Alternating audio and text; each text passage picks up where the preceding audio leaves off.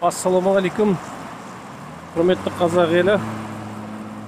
Мешіттен шықтым.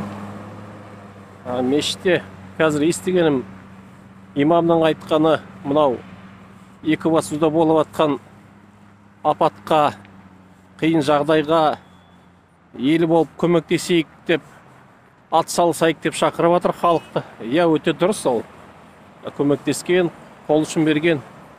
Бірақ мен осы ойлаймын, осындай бір апат, бір қиын жағдай болған кезде халық жиналып, мешіт боп, басқа қоғам боп жиналып, бүкіл халық барын беріп, қолын ұшын беріп жатады.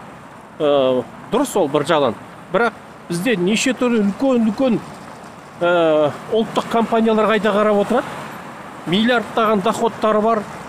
Ана Forbes журналына кірген қанша? 160 адам ба, миллиардер бар. Солар қайда қарап отырады. Мен таң қалам.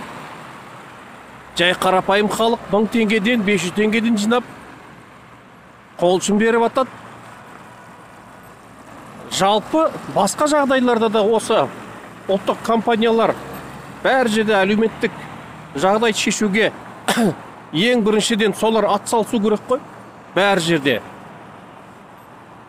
Тек халық, давай ақша жинайық. Міне счет анда-мында. Өте қызық.